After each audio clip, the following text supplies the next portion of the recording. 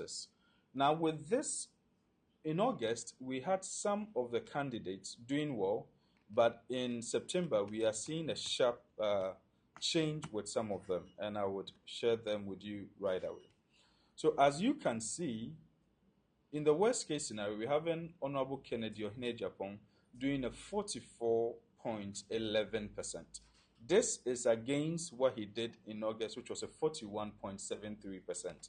Now, Dr. Mahamudu Bawumia, who did a 39.09% in August, has also improved slightly from 39.09 to 39.51.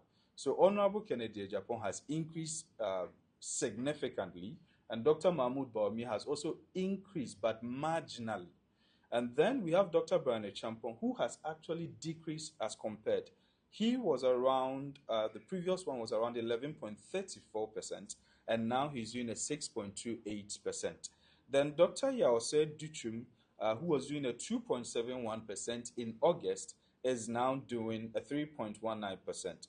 And KennedyAgyapong, who did a 0.34%, is actually doing a 0.86%. So you could see that almost 4 out of 5 candidates have all, in a way, significantly improved. And this is what has been extrapolated and projected based on the total population size. So we are looking at, in the worst case scenario, we're having a situation where none of these candidates is crossing the 50+1.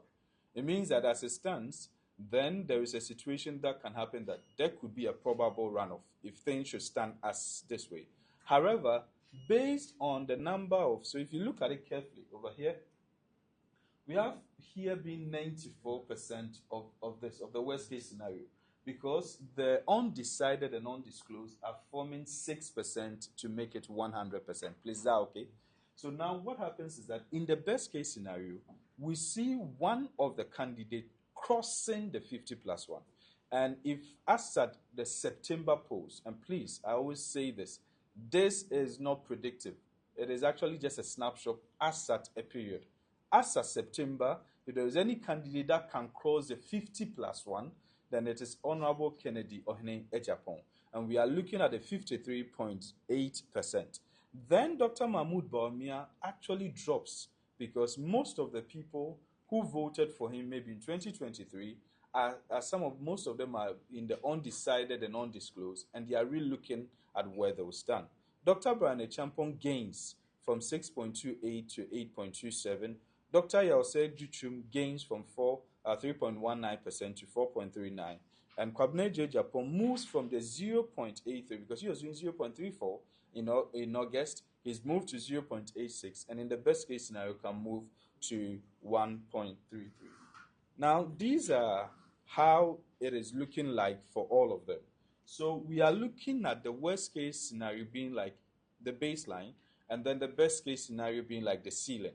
So what it means is that currently the potential of Honorable KennedyAgyapong now is he doing a minimum of 44% going into the primaries and a maximum of 53% going into the primaries as such September.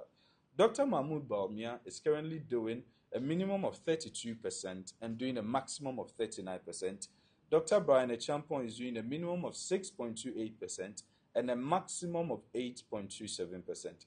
Duchum is doing a minimum of 3.19% and a maximum of 4.39%. And Engineer KennedyAgyapong doing a 0.86% and a maximum of 1.33%.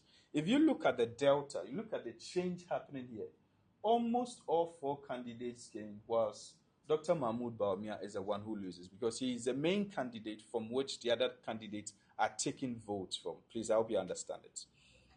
And then